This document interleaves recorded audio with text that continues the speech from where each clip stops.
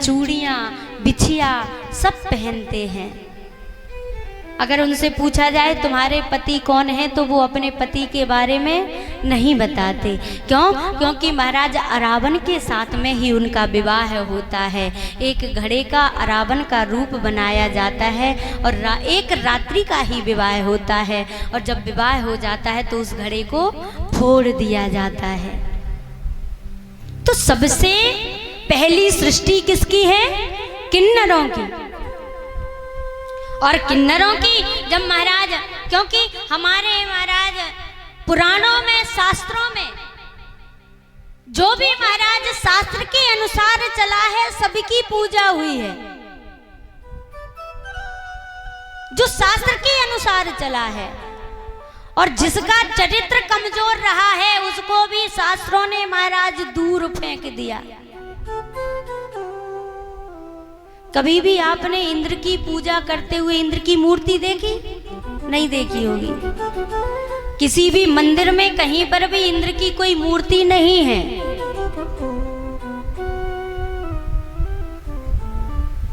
हमारे भोलेनाथ, पार्वती, यहाँ तक महाराज कार्तिकेय, गणेश जी और कार्तिकेय की जो वाहन मोर है उसकी भी पूजा होती है। और महाराज दूर की बात कौन करे, गणेश भगवान के जो महाराज वाहन है मूषक, उनकी तक हमने पूजा की कि नहीं? तो महाराज हमारे धर्मों में, हमारे ग्रंथों में, हमारे पुराणों में जो धर्म के अनुसार चला है, जो धर्म के अनुरूप चला है उसकी पूजा हुई है। और जो धर्म के अनुसार नहीं चला, क्योंकि भगवान भोलेनाथ ने ब्रह्मा जी को श्राप दिया है, क्योंकि हे ब्रह्मा तुमने आज झूठ बोला है तो जाओ महाराज तुम्हारी पृथ्वी में कहीं पर भी कोई मंदिर नहीं बनेगा। तुम अपने पथ से भ्रष्ट हुए हो, तुम्हारे संसार में कहीं पर भी कोई मंदिर नहीं बनाए जाएंगे। केवल एक ही मंदिर है कि नहीं? वो भी जब महाराज ब्रह्मा जी से भगवान बोले, ब्रह्मा जी ने भोलेनाथ से प्रार्थना की, हे महादेव आप ऐसे रुष्ट मत होइए, आप इतने रुष्ट मत होइए। बार बार जब प्रार्थना की है तो महाराज भोलेनाथ ने ब्रह्मा जी से कहा कि हाँ हाँ तुम्हारा एक मंदिर बनाया जाएगा। तो भगवान भोलेनाथ भी कहते हैं मैं सत्य को अपनाता हूँ, मैं महाराज असत्य को अपनाने वाला नहीं हूँ। और महाराज भोलेनाथ ने भी सुंदर ब्रह्मदेव पर भी कृपा की है। लेकिन यहाँ पर ब्रह्मा जी ने सुंदर सृष्टि की रचना की, किन्नरों को बनाया। जब किन्नरों को महाराज देखा तो भगवान भोलेनाथ भी कहने लगते हैं ब्रह्मा जी चिंता ना करो, हम आपके ऊपर प्रसन्न हैं, आपने हमारी महाराज प्रार्थना की है। तो महाराज भगवान भोलेनाथ अपना अर्धनारीश्वर स्वरूप धारण कर लेते हैं और अर्धनारीश्वर के रूप में प्रकट होकर के ब्रह्मा जी को बताते हैं कि आपको ऐसी सृष्टि की रचना करना है। जैसे ही महाराज अर्धनारीश्वर का स्वरूप दिखाया सभी जय जयकार करने लगते हैं। बोलिए अर्धनारीश्वर भगवान की, अर्धनारीश्वर भगवान की जय। जीवन है तेरे हवाले गमरू हवाले, जीवन है तेरे हवाले गमरू हवाले, जीवन है तेरे हवाले गमरू हवाले।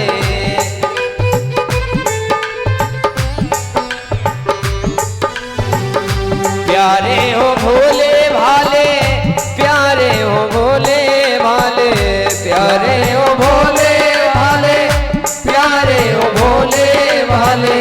जीवन है, जीवन है, जीवन है तेरे हवाले गमरू हवाले, जीवन है तेरे हवाले गमरू हवाले।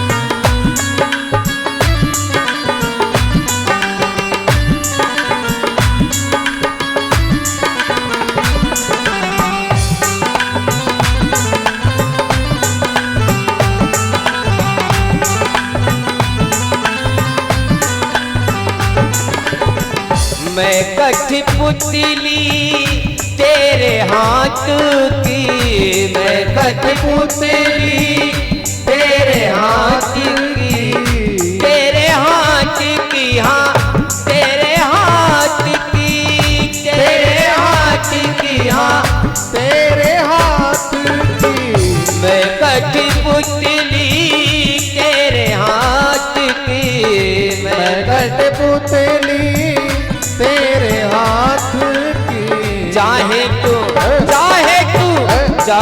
तू जैसे न चले डमरुआ वाले, चाहे तू जैसे न चले डमरू वाले, जीवन है तेरे हवाले डमरुआ वाले, जीवन है तेरे हवाले डमरुआ वाले। जय हो। बोल विश्वनाथ भगवान की। जय हो।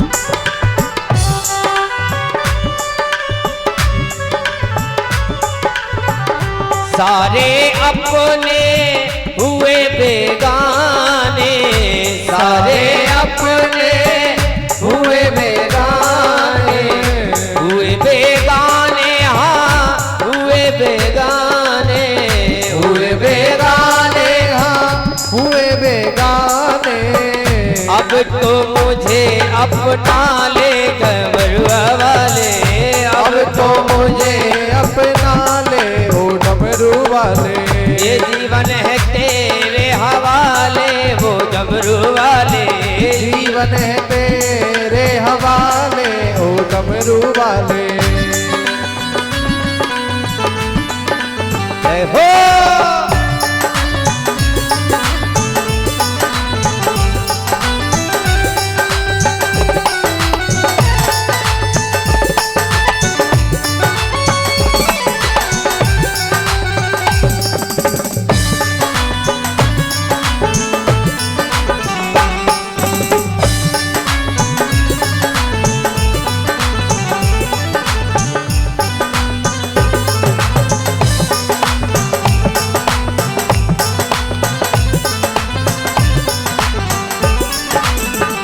मेरे भोले भाले प्यारे, मेरे भोले भाले प्यारे, मेरे भोले भाले प्यारे, मेरे भोले भाले प्यारे, जग से देखो है वो न्यारे, जग से है वो देखो न्यारे, जग से देखो है वो न्यारे, जग से देखो है वो न्यारे।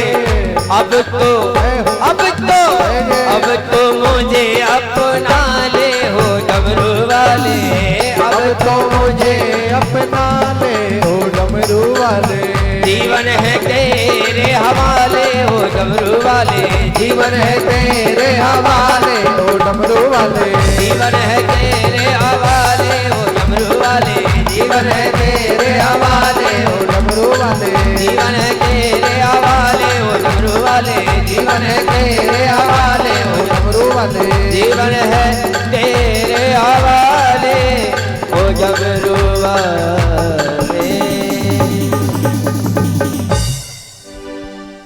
बोलिए विश्वनाथ भगवान की।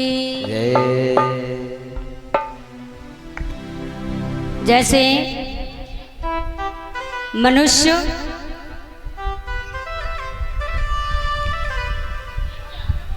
जब सोमवार होता है तो खूब शंकर जी पे जल चढ़ाते हैं, खूब दूध की धार बहाते हैं, खूब महाराज बेल पत्ती खूब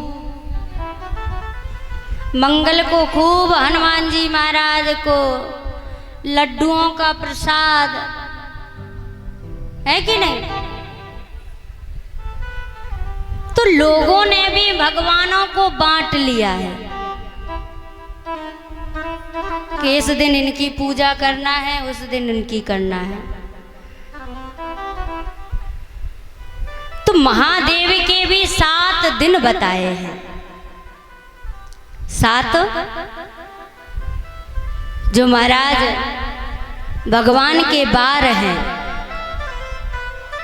भगवान ने सूत जी महाराज सौनकादि ऋषियों को अग्नि यज्ञ, देव यज्ञ और ब्रह्म यज्ञ आदि का वर्णन किया है।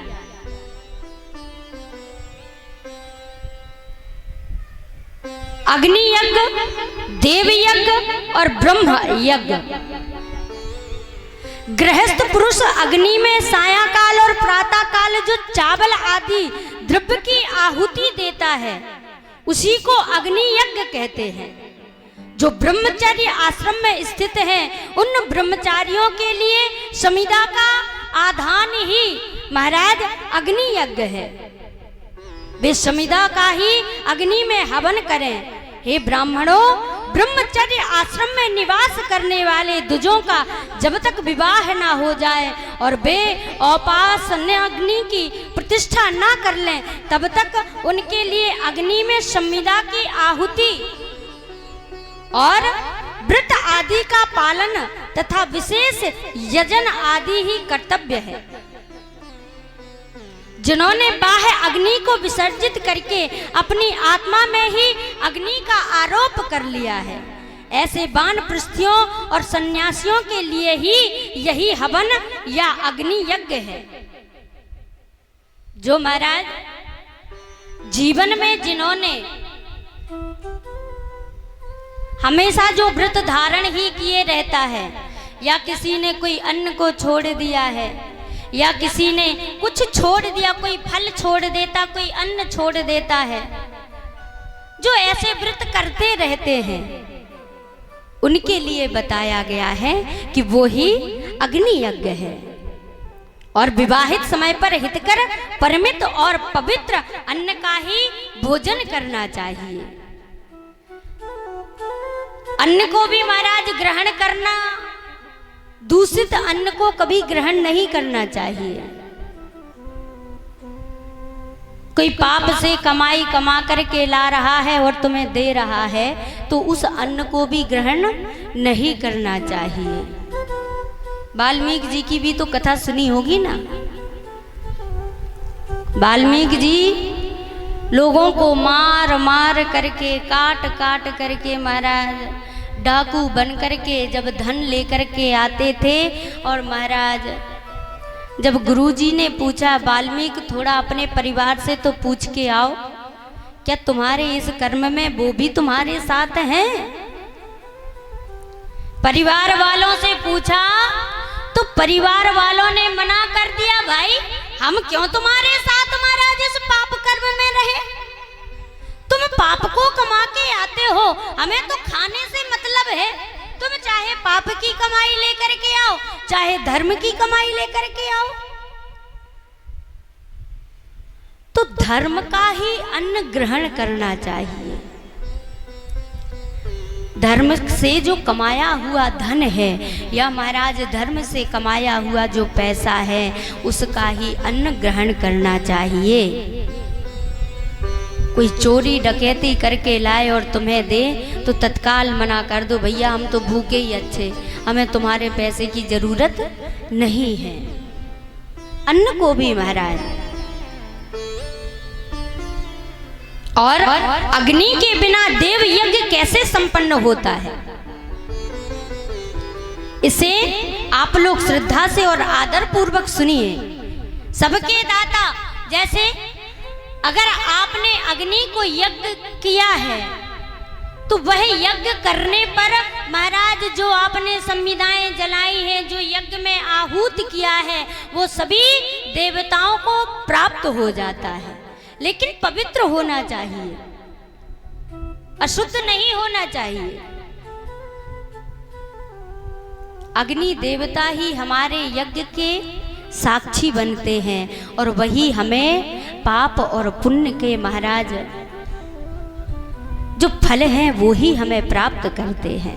और जो हम हवन करते हैं वो अग्नि देवता सीधे ले जा करके महाराज सारे देवताओं में बांटते हैं। लेकिन जब हम हवन करते हैं और हवन करते समय अगर महाराज कोई जरा सा भी फल प्रसाद अगर नीचे गिर जाता है तो दोबारा से उस प्रसाद को उठा करके हवन में नहीं डालना चाहिए। अगर कोई भी हवन की सामग्री अगर नीचे आहूत करते समय हवन में गिरी नहीं है, वो नीचे गिर गई है, तो समझ लो भोलेनाथ ने आपके हवन को ग्रहण कर लिया है। क्योंकि हवन में जो गया हुआ है वो सारे देवताओं को प्राप्त होता है, लेकिन जो हवन के बाहर जो महाराज उस जो कुंड बना हुआ है उसके बाहर जो महाराज गिरा है वो भोलेनाथ को प्रसाद प्राप्त होता है। इसलिए कभी भी नीचे गिरी हुई वस्तु को हवन में नहीं डालना चाहिए। और शिव के बार या दिन के स्वामी सूर्य हैं, शक्ति संबंधी बार के स्वामी सोम हैं, कुमार संबंधी दिन के अधिपति मंगल हैं, विष्णु बार के स्वामी बुध हैं और ब्रह्मा जी के बार के अधिपति बृहस्पति हैं और इंद्र बार के स्वामी शुक्र और यम बार के स्वामी शनैश्चर हैं। ये बार भी महाराज हम तो कह देते हैं 7 बार हैं, रविवार, सोमवार, है कि नहीं, लेकिन ये बार भी सबके लिए बटे हुए हैं। और महाराज भोलेनाथ के जो बार हैं उनमें भी जो महाराज बड़े भाव से भगवान भोलेनाथ की तपस्या करता है, भगवान की व्रत करता है, जो महाराज दोनों नेत्रों तथा मस्तक के रोग और कुष्ठ रोग की शांति के लिए भगवान सूर्य की पूजा करके ब्राह्मणों को भोजन कराए, तदंतर एक दिन, एक मास, एक वर्ष अथवा 3 वर्ष लगातार ऐसा साधन करना चाहिए। इससे यदि प्रबल प्रारब्ध का निर्माण हो जाए तो रोग एवं जरा आदि का नाश हो जाता है। इष्ट देव के नाम मंत्रों का जप आदि ही साधना बार आदि के द्वारा ही करना चाहिए। और रविवार को सूर्य देव के लिए, अन्य देवताओं के लिए तथा ब्राह्मणों के लिए विशिष्ट वस्तु अर्पित करनी चाहिए। रविवार के दिन सबके लिए महाराज हर एक दिन बताए हैं, ब्राह्मणों के लिए भी, भगवान के लिए भी, जितने भी संसार में प्राणी हैं सबके लिए महाराज बताए हैं।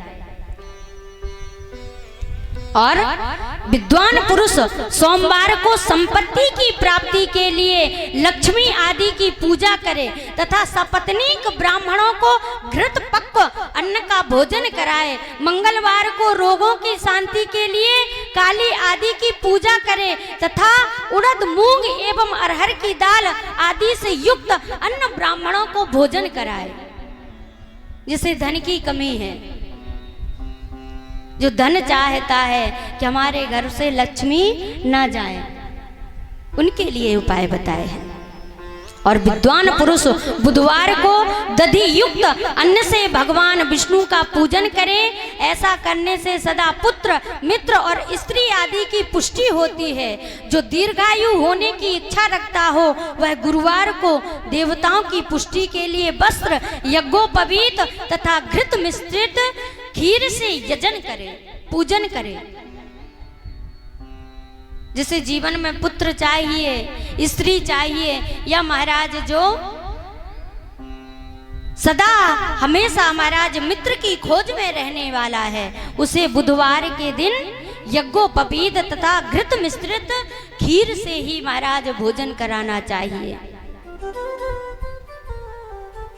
और भोगों की प्राप्ति के लिए शुक्रवार को एकाग्र चित्त होकर के देवताओं का पूजन करें और ब्राह्मणों की तृप्ति के लिए षड्रस युक्त अन्न का दान करें। इसी प्रकार स्त्रियों की प्रसन्नता के लिए सुंदर वस्त्रों का दान करें। और शनैश्चर अपमृत्यु का निवारण करने वाला है। उस दिन बुद्धिमान पुरुष रुद्र आदि की पूजा करे, तिलक के होम से दान से देवताओं को संतुष्ट करके ब्राह्मणों को तिल मिश्रित अन्न भोजन कराएं। जो इस तरह देवताओं की पूजा करेगा वह आरोग्य आदि फल को प्राप्त हो जाता है। ये महाराज लोग कहते इस दिन ये करना चाहिए, इस दिन ये करना चाहिए, तो हमारे शिव महापुराण में हर एक दिन के लिए बताया है कि किस दिन क्या करना चाहिए और कैसे आपको फल की प्राप्ति हो सकती है। और महाराज दान के बारे भी महाराज बहुत अच्छा बताया है। दान के लिए भी महाराज कहा है किसी भी ब्राह्मण को दान नहीं करना चाहिए। कोई भी ब्राह्मण मिल जाए उसको पकड़ के लाओ, ना कभी महाराज गायत्री का जप करे, ना भगवान की आराधना करे, तो ऐसे ब्राह्मण को भी दान नहीं करना चाहिए। जो भगवान का भजन नहीं करता है, जो शुद्ध है, जो गायत्री का जप करके शुद्ध हो गया है, वही ब्राह्मण शुद्ध है। क्योंकि महाराज लिखा है गायत्री जप शुद्धो ही शुद्ध ब्राह्मण उच्चैत तस्माद दाने जपे हो में पूजाया सर्व कर्मणि। जो हमेशा भगवान के पूजन भजन में लगने वाला है, जो महाराज गायत्री मंत्र का जप करने वाला है, उस ब्राह्मण को ही दान करना चाहिए। और दान जप होम इन सभी कर्मों के लिए वही शुद्ध पात्र है। ऐसा ब्राह्मण ही दान लेने तथा रक्षा करने की पात्रता रखता है। स्त्री हो या पुरुष, जो भी भूखा हो वही अन्न दान का पात्र है। अगर आप अन्नदान करना चाहते हैं तो आप किसी ऐसे व्यक्ति को दें जो भूखा है, चाहे स्त्री हो चाहे पुरुष हो। याद रखना, एक कथा आती है जब महाराज महाभारत में कर्ण हैं, उन्होंने महाराज खूब दान किया, स्वर्ण का दान इतना किया, इतना किया, इतना किया कि महाराज पूछो ही मत। लेकिन अंत समय आया जब भगवान दान लेने के लिए पहुंचे हैं कर्ण के पास में कि हे कर्ण, तुम हमें भी दान कर दो कुछ। तुमने जिंदगी भर बहुत कुछ दान किया, लेकिन अंत समय है तो कुछ तो दान कर दो। तो कर्ण ने भी महाराज, उसे कुछ नहीं दिखा, उसके पास में कुछ नहीं था। तो महाराज जैसे ही देखा कि अब अंत समय में भगवान कुछ मंगाने के लिए आए हैं मुझसे, तो महाराज याद आया कि यहाँ तो कोई स्वर्ण का दान स्वर्ण देने के लिए है नहीं है, केवल अगर कुछ है तो वो मेरे जो आगे के 2 दांत हैं वो स्वर्ण के हैं, उन्हीं को मैं दान कर देता हूँ। लेकिन भगवान चाहते थे कि महाराज अगर कर्ण कुछ दान करें तो महाराज कोई अन्न दान करें। अन्नदान ही सबसे बड़ा दान बताया है, सबसे बड़ा दान। अर्जुन ने जैसे ही कर्ण से भगवान ने कहा तो कर्ण भी महाराज विचार करने लगे। एक पत्थर पड़ा हुआ था जिसके महाराज सारे सर्वांग शरीर से कर्ण के रक्त बह रहा था, लेकिन विचार करने लगा क्या करें, क्या दान कर दें। तो इतने में ही देखा तो एक बगल में पत्थर पड़ा हुआ था, उस पत्थर को उठाया और पत्थर को उठा करके अपने दांतों पर दे मारा और दांतों को तोड़ करके भगवान के हाथ पर रख दिया और कहा, हे प्रभु, अभी मेरे पास में यही बचा है, आप इसको ले लीजिए। भगवान कहने लगे, कर्ण, मैं ये रक्त से सना हुआ दान नहीं लेता हूँ, ये तुम्हारे दांत भले ही सोने के हैं, लेकिन महाराज इनमें रक्त लगा हुआ है, मैं इनको ग्रहण नहीं कर सकता, मैं इसको नहीं ले सकता। जैसे ही भगवान ने कहा तो तुरंत ही कर्ण ने एक पत्थर को उछाला और जैसे ही आसमान में फेंका तो महाराज जल की वर्षा होने लगी। और जैसे ही जल की वर्षा हुई तुरंत ही कर्ण ने उस जो वो दांत हाथ में लिए था उन दांतों को लिया और उस जल की वर्षा में धो दिया और कहा, लीजिए प्रभु, आप इन दांतों को ले लीजिए। इतने में मृत्यु हो गई। अब जैसे ही कर्ण महाराज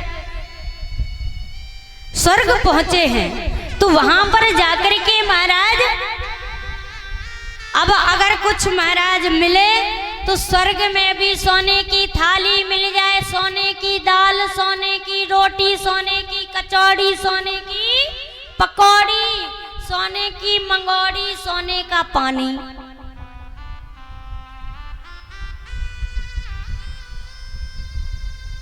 अब हर चीज सोने ही सोने की मिले। अब कर्ण विचार करें क्या करें महाराज, यहाँ तो सब।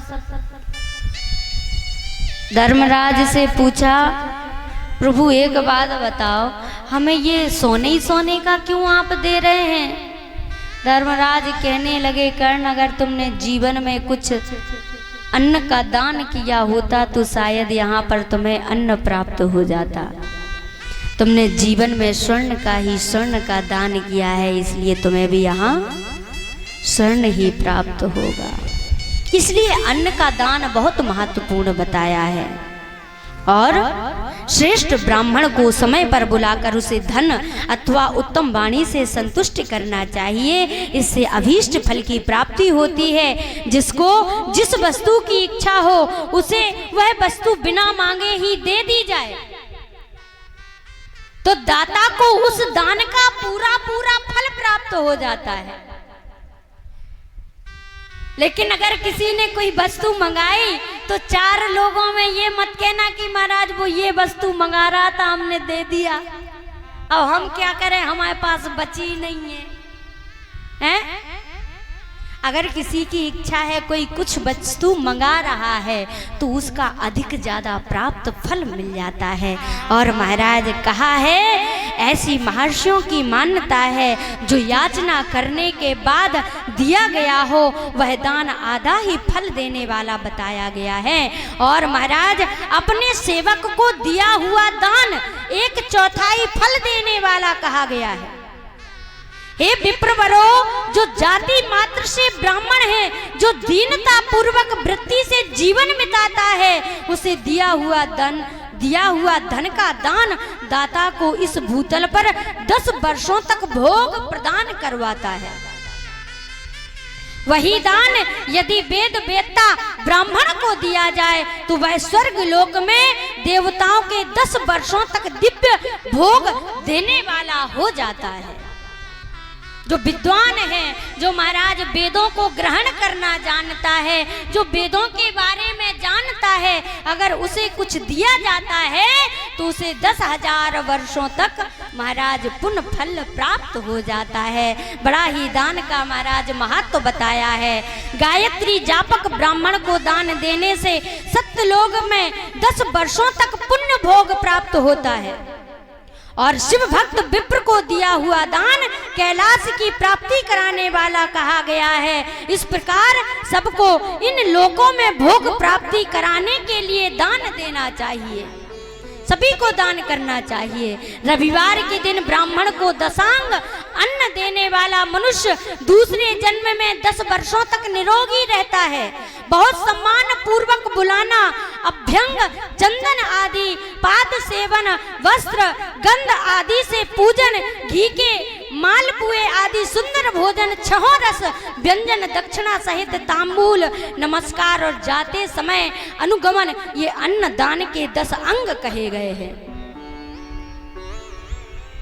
अन्नदान के 10 अंग कहे गए हैं। ब्राह्मण को बुलाना, बड़े भाव से प्रसन्न रखना और महाराज बड़े भाव से भेजना, ये भी महाराज दान के अंग बताए गए हैं। इसलिए विद्या की कामना वाले मनुष्य को ब्रह्म बुद्धि से बालकों को दशांग अन्न का दान करना चाहिए। पुत्र की कामना वाले लोगों को विष्णु बुद्धि से युवकों को दान करना चाहिए और ज्ञान प्राप्ति की इच्छा वालों को रुद्र बुद्धि से वृद्धजनों को दान देना चाहिए। इसी प्रकार बुद्धि की कामना करने वाले श्रेष्ठ मनुष्यों को सरस्वती बुद्धि से बालिकाओं को दशांग अन्न का दान करना चाहिए। सुख भोग की कामना वाले श्रेष्ठ जनों को लक्ष्मी बुद्धि से युवतियों को दान देना चाहिए और आत्मज्ञान की इच्छा वाले लोगों को पार्वती बुद्धि से वृद्धा स्त्रियों को अन्न दान करना चाहिए। बोलिए सच्चिदानंद भगवान की। शिव महापुराण में ये दान का महत्व बताया गया है। और महाराज गौ भूमि तिल सुवर्ण घी वस्त्र धन और गुड़ चांदी नमक कोहड़ा और कन्या, यही वे 12 वस्तुएं हैं जो महाराज बड़ी ही धर्म को बनाने वाली, फल को बढ़ाने वाली और महाराज धन धर्म दोनों को बढ़ाने वाली है। जो इनका दान करता है उन्हें धन धर्म की कभी कमी नहीं होती है। सुंदर महाराज बड़े ही दान के लिए बताया है। लेकिन महाराज दान देना भी कोई ऐसी वैसी बात नहीं है। दान करना, दान देना भी बड़े भाव की बात होती है। दान दे तो दिया, लेकिन उसके बारे में बार बार सोचना कि महाराज हमने उन्हें ऐसा दे दिया, हम क्या करें क्या करें। तो मन में दान देने के बाद में उस वस्तु के प्रति सोचना भी नहीं चाहिए। कन्यादान भी बहुत बड़ा दान बताया है, गौदान भी बहुत बड़ा दान बताया है, स्वर्ण दान, ये महाराज नाना प्रकार के दान बताए गए हैं। और तपस्या और दान, ये दोनों कर्म मनुष्य को सदा करने चाहिए। और पार्थिव प्रतिमा का पूजन सदा संपूर्ण मनोरथों को देने वाला है तथा दुख का तत्काल निवारण करने वाला है। सुंदर महाराज बड़ा ही सुंदर सूत जी महाराज ने वर्णन किया है। सुंदर दान के बारे में भी बताया है और शिवलिंग की पूजा के बारे में बताया है, जल अभिषेक के बारे में भी बताया है। जो महाराज भगवान भोलेनाथ के ऊपर जल अभिषेक करता है, जल अभिषेक, और जल अभिषेक करते समय जितनी बार भी ओम नमः शिवाय नमः शिवाय नमः शिवाय का जप किया है, उससे कहीं ज़्यादा अधिक, जितनी बार आपने बोला है उससे ज़्यादा कहीं अधिक आपको फल प्राप्त हो जाता है। और दुग्ध की धारा भी महाराज बताई है, भोलेनाथ को दुग्ध की धारा चढ़ाई जाती है।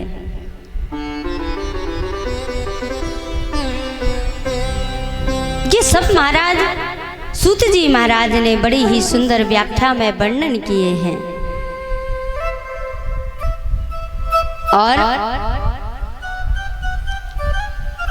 सुंदर सब कुछ पूजा पाठ करते हुए भी, इतने सारे व्रत करते हुए पर भी अगर आपका मन चंचल है तो आप चाहे कितने भी पूजा पाठ कर लें, चाहे कितने भी दान कर लें, कुछ भी प्राप्त होने वाला नहीं है। अगर आपका मन चंचल है, अगर आपके मन में कुबुद्धि भरी पड़ी हुई है, अगर आपके मन में भगवान के प्रति भाव नहीं है, तो महाराज कितना भी आप जप कर लें, तप कर लें, कितना भी आप कुछ भी दान कर लें, लेकिन प्राप्त कुछ होने वाला ही नहीं है। ऐसे ही ब्रह्मा जी ने महाराज जब ऐसा असत्य भाषण किया है तो ब्रह्मा जी को भी महाराज भोलेनाथ ने कहा है कि हे भोलेनाथ, भोलेनाथ कहने लगते हैं ब्रह्मा जी से, हे ब्रह्मा जी, आप महाराज आप सारे सृष्टि के सृजन करता है, आपने महाराज अपने को बड़ा बनाने के लिए आज असत्य भाषण कर दिया, असत्य बोल दिया है। ब्रह्मा जी से भोलेनाथ कहने लगते हैं, अरे संसार के लोग यहाँ तक वेद पुराण भी महाराज उसी पुरुष को अपनाते हैं जो महाराज धर्म के मार्ग पर चलता है, और जो धर्म के मार्ग पर नहीं चलता उसे कोई पूछता ही नहीं है। इसलिए महाराज आज आपने असत्य बोल दिया है, और जिसका चरित्र कमजोर पड़ जाता है, जिसका चरित्र गिर जाता है, उसे भी महाराज संसार में सब ठुकरा देते हैं, क्योंकि एक बार गिरते गिरे गिरे ही बार, चरित्र बल से जो गिरे, बाकी बिगड़े जन्म हजार। आप चाहे कितने भी दान धर्म पुण्य कर ले, लेकिन आपका चरित्र ठीक नहीं है तो आपका ये दान धर्म पुण्य भी कोई काम का नहीं है। इसलिए अपने जीवन में अगर कुछ सुधारना है तो चरित्र को सुधार लो, चरित्रवान हो जाओ, क्योंकि जिसके पास में चरित्र है, देखो अगर धन खत्म हो गया है, धन चला गया है तो खूब मेहनत मजदूरी करो, खूब धन कमाओ, धन तो फिर से इकट्ठा हो जाएगा। बल चला गया है तो खूब महाराज दूध दही मट्ठा पियो, धन वापस बल वापस आ जाएगा। लेकिन अगर जीवन में चरित्र चला गया तो चाहे कितने भी चरणों में पड़े रहना, लेकिन कभी भी सम्मान के पात्र नहीं हो पाओगे। एक बार चरित्र गिर गया, क्योंकि तुलसीदास जी ने लिखा है क्या, ज्ञान पंथ कृपान के धारा, ज्ञान पंथ कृपान के धारा, ज्ञान पंथ कृपान के धारा, ज्ञान पंथ कृपान के धारा, परत खगेश न लागे बारा, परत खगेश न लागे बारा, परत खगेश न लागे बारा, परत खगेश न लागई बारा, ज्ञान पंथ कृपान की धारा, ज्ञान पंथ कृपान की धारा, ज्ञान पंथ कृपान की धारा। तुलसीदास जी ने ज्ञान के पंथ को कृपान की धारा बताया है। क्या बताया है? कृपान की धारा। तुलसीदास जी चाहते तो तलवार की धारा भी लिख सकते थे, है कि नहीं? लेकिन कृपान और तलवार में बहुत अंतर है। तलवार में एक तरफ धार होती है, एक तरफ नहीं होती है, और कृपान में दोनों तरफ धार होती है। जिसके कृपान लग जाती है वो जिंदा नहीं बच सकता। तो तुलसीदास जी ने क्या लिखा? ज्ञान का पंथ है कृपान की धारा। चाहते तो महाराज तलवार की धारा लिख सकते थे। क्यों? क्योंकि तुलसीदास जी जानते थे कि कलयुग के जो जे प्राणी है ना, जे उल्टे चलने वाले हैं है कि नहीं? अगर तलवार लिखेंगे तो महाराज जी कहेंगे कि जिस तरफ धार है उस तरफ थोड़ी ना चलेंगे, हम तो उल्टे चलेंगे। जिस तरफ धार नहीं है उधर से चल देंगे, हम क्यों उधर से चले। तो तुलसीदास जी ने भी लिखा है महाराज कृपान के धारा, क्योंकि कृपान की धारा तो महाराज दोनों तरफ से नुकीली है। अगर कृपान की धार में से आप बीच से निकलेंगे, अगर आपका जीवन डगमगा रहा है और उस डगमगाने में भी महाराज अगर आप संभल गए, सुधर गए, तो शायद आप सीधे रास्ते से पार हो जाएंगे। और अगर थोड़ा भी डगमगाए और सुधरे नहीं, संभले नहीं, तो समझ लो गिर गए।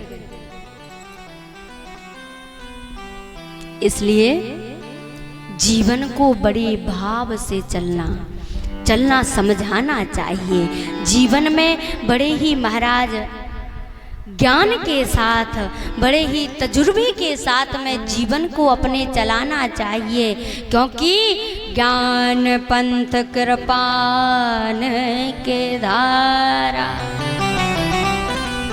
और ब्रह्मा जी ने आज झूठ बोल करके महाराज ग्रंथ भी उसे अपनाते हैं, ये धर्म भी उसे अपनाते हैं जो महाराज सत्यभाषी है, धर्म के मार्ग पर चलने वाला है, जो महाराज ज्ञान के मार्ग पर बढ़ने वाला है, उसे ही ये सारे हमारे जो ग्रंथ हैं, जो सत्पुरुष हैं, वही अपनाते हैं। और जो ज्ञान के मार्ग पर नहीं बढ़ता, जो अपने जीवन में गिरता ही रहता है, उसे भी कोई अपनाने वाला नहीं होता। इसलिए महाराज भगवान की भक्ति में ऐसे डूब जाओ, ऐसे अलमस्त हो जाओ, ऐसे महाराज भोलेनाथ के चरणों में पड़ जाओ कि महाराज हमने तो खूब पाप किए हैं, खूब पाप किए हैं, लेकिन महाराज अब आपकी शरण में आ गए हैं, आपके दरबार में आ गए हैं। इसलिए हे भोलेनाथ, अब हमारी जीवन की डोर आपके ही हाथों में है। अब चाहे इसे गिरा करके चलाओ, चाहे थमा करके चलाओ, बस आपके चरणों में हमारा। इसलिए सभी भाव से, भक्ति से सभी महाराज भगवान की भक्ति में लगे रहो। और भगवान की भक्ति के लिए ही महाराज सबसे पहले अपने हृदय में भगवान की धारणा होनी चाहिए, भगवान को हृदय में बसाना चाहिए। तभी ये महाराज भगवान की भक्ति भी ऐसे प्राप्त नहीं होती है। जब हृदय में भक्ति आती है, जब आपके हृदय में भगवान पहले से विद्यमान रहते हैं, जब आपके हृदय में पहले से ही भगवान बैठे हुए रहते हैं, भाव बना रहता है। इसलिए आइए सभी चलते हैं और सभी भाव से कनक विहारी और रसिक विहारी के चरणों में चलेंगे और सभी भाव से बोलेंगे।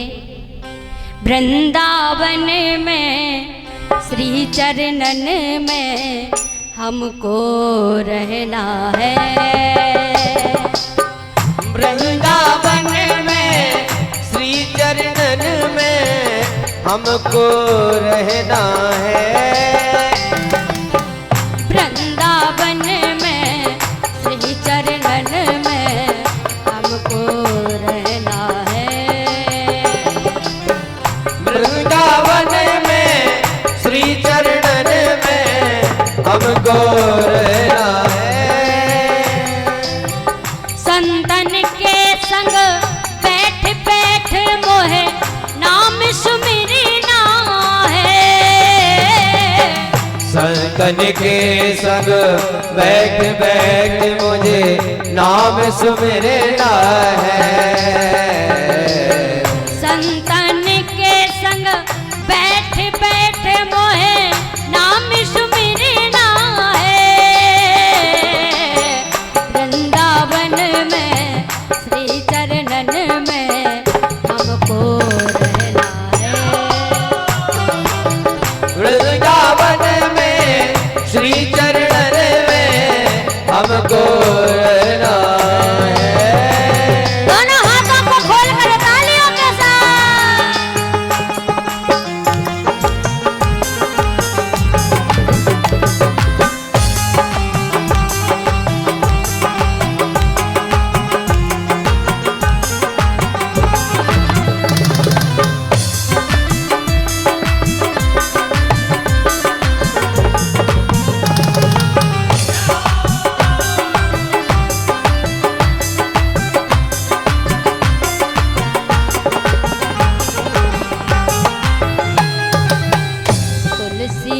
कंठी ब्रज रज चंदन तुलसी कंठी ब्रज रज चंदन तुलसी कंठी ब्रज रज चंदन तुलसी कंठी ब्रज रज चंदन यही हमारा गहना है यही हमारा गहना है राधा नाम की अविरल धारा राजा नाम की अविरल धारा राधा नाम की अविरल धारा राजा नाम की अविरल धारा मोहे संग संग रहना है वृंदावन में श्री चरणन में हमको रहना है वृंदावन में श्री चरणन में हमको रहना है। सभी तालियों के साथ सभी मस्ती में झूमते हुए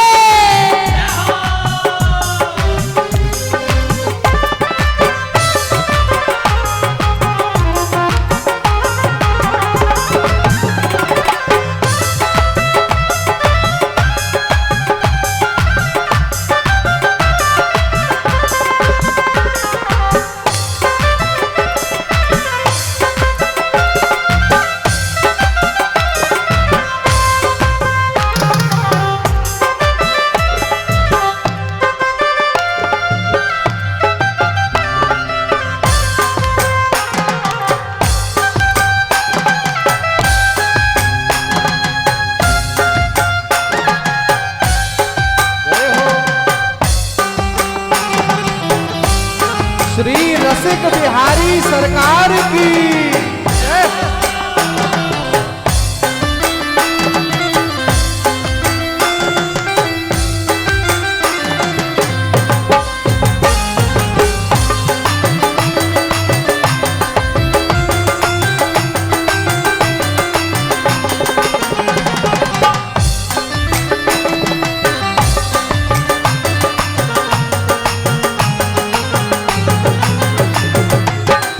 और कहा है क्या सुख दुख सहना कछु नहीं कहना सुख दुख कहना कुछ नहीं कहना सुख दुख सहना कछु नहीं कहना सुख दुख कहना कुछ नहीं कहना कर्मन का फल जान के सहना कर्मन का फल जान के सहना कर्मन का फल जान के सहना कर्मन का फल जान के सहना इतना भरोसा मोहे देना इतना भरोसा होए देना इतना भरोसा मोहे देना इतना भरोसा होए देना प्यारे संग संग रहना है वृंदावन में श्री चरणन में हमको रहना है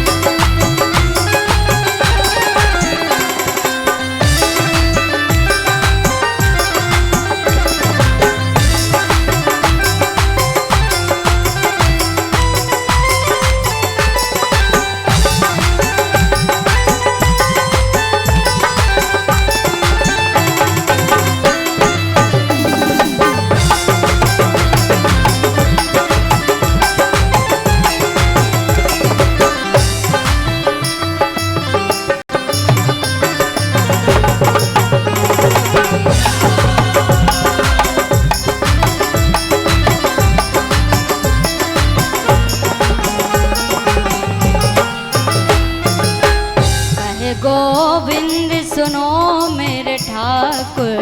कहे गोविंद सुनो मेरे ठाकुर। कहे गोविंद सुनो मेरे ठाकुर। कहे गोविंद सुनो मेरे ठाकुर। ओ मेरा अंत बना देना, मेरा अंत बना देना। आना श्री राधे के संग में, आना श्री राधे के संग में। आना श्री राधे के संग में, आना श्री राधे के संग में। मेरे संग संग रहना है वृंदावन में, श्री चरणन में हमको रहना है। वृंदावन में श्री चरणन में हमको रहना है।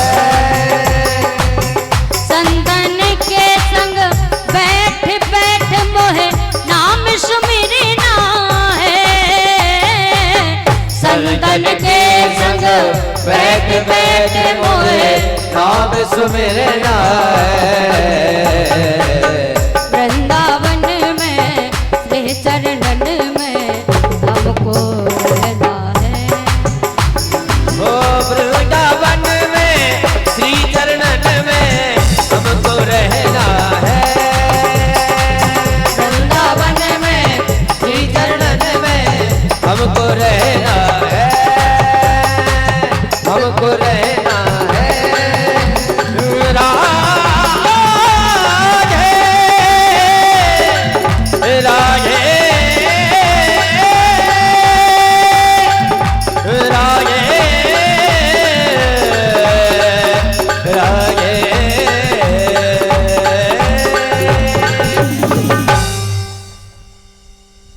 बोलिए रसिक बिहारी भगवान की, जय हो। कनक बिहारी भगवान की, जय हो। विश्वनाथ भगवान की, जय हो। केदारेश्वर महादेव की जय हो। जय जय श्री राधे हर हर महादेव। सभी आरती के लिए बढ़ेंगे। श्री विश्वनाथ भगवान की जय। हर हर महादेव। उद्घोष जरा जोर से होना चाहिए। हर हर महादेव। हर हर महादेव। श्री सतगुरुदेव भगवान की जय हो। सतगुरु आश्रम की जय हो। श्री बापूजी महाराज की जय हो। रसिक बिहारी सरकार की जय हो। कनक बिहारी सरकार के नमः पार्वती पतये हर हर महादेव। पवित्र सोमवार की आप सभी को बहुत बहुत बधाई। जय। और सभी आरती के लिए सज्ज होंगे। आज के प्रसाद की सेवा श्री अमिताभ मोदी जी के द्वारा की गई है। बहुत बहुत साधुवाद, तालियों से सत्कार करेंगे श्री भाई अमिताभ मोदी जी का भी।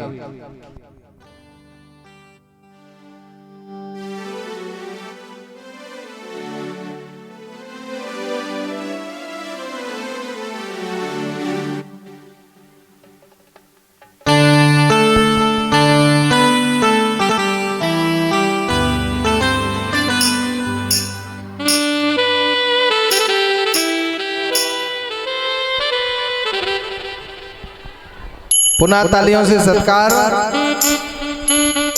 पूरी व्यवस्था कथा क्रम की, व्यास जी को लाने की, पहुंचाने की पूरी मंचीय व्यवस्था और आश्रम की व्यवस्था श्री अमिताभ भाई मोदी जी संभालते हैं। इनके लिए पुनः जोरदार तालियों से सत्कार करेंगे।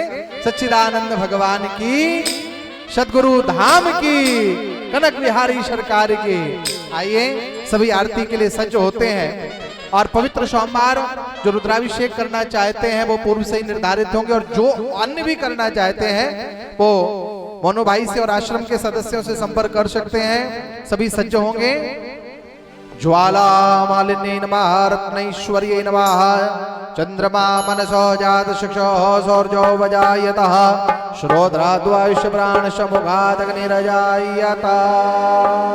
ओम जय शिव जय महाकाल स्वामी जय शंभु महाकाल।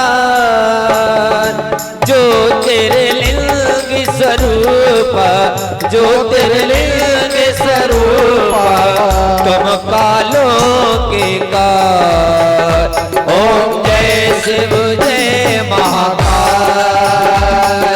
12 ज्योतिर्लिंग में महिमा बड़ो है नाम स्वामी महिमा बड़ो है नाम। छिप्राटक उज्जैन में छिप्राटक उज्जैन में महाकाल को जा। ओम जय शिव जय महाकाल। तुम भीमेश्वर देवा तुम काशी विश्वनाथ स्वामी तुम काशी विश्वनाथ। गोमती तक त्र्यंबकेश्वर दारुकवन नागनाथ। ओम जय शिव जय महाकाल। हाथ जोड़ तेरे द्वारे काले खलाला चार स्वामी काले कराला काल। सुर नर असुर चराचर सुर नर असुर चराचर सबके हो करतार। ओम जय जय जय महाकाल। चिता भस्म से तेरो नित्य नित्य हो श्रृंगार भोले नित्य नित्य हो श्रृंगार। भगतन का मन मोहे भगतन का मन मोहे तेरो रूप निहार। ओम जय जय जय महाकाल। भस्म आरती तेरी अद्भुत है भगवन भोले अद्भुत है भगवन। भाग्यवान नर नारी भाग्यवान नर नारी पाए शुभ दर्शन। ओम जय जय जय महाकाल। साथ में गणपति गौरा कार्तिक है देवा भोले कार्तिक है देवा। द्वार खड़े हैं नंदी द्वार खड़े हैं नंदी नित्य उठ करे सेवा। ओम जय जय जय महाकाल। जो जन तेरा दर्शन श्रद्धा से कर जाए भोले श्रद्धा से कर जाए। मौत अकाल न आए मौत अकाल न आए सुख वैभव पा जाए। ओम जय जय जय महाकाल। महाकाल की आरती जो नर नारी गाए भोले जो नर नारी गाय। कहत महेश प्रभु से कहत महेश प्रभु से मन इच्छा वो फल पाए। ओम जय जय जय महाकाल। ओम जय शिव जय महाकाल स्वामी जय शिव जय महाकाल। ज्योतिर्लिंग स्वरूपा ज्योतिर्लिंग स्वरूपा कालों के काल। ओम जय शिव जय महाकाल। ओम जय शिव जय महाकाल। ओम जय शिव जय महाकाल। ओम जय शिव जय महाकाल। ओम जय शिव जय महाकाल। ओम कर्पूर गौरम करुणावतारम संसार सारम भुजगे जय सदा वसंत जमन जाल जय भगवान।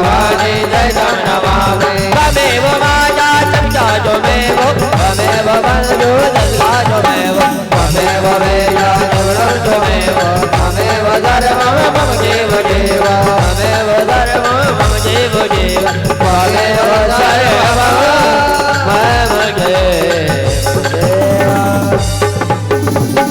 यानि गानि जपापानि जन्मान्तरकृतानि जातानि सर्वाणि नश्यन्तो प्रदक्षिणायां पदे पदे जलेन शीतलैकर्णमा पुष्पै देवादिवन्दनमा आत्मानवन्दनमा मन्त्रपुष्पाञ्जलिं कृत्वा जजनेन जमयजन्त देवास्तानि धर्माणि धर्माणि प्रजमानि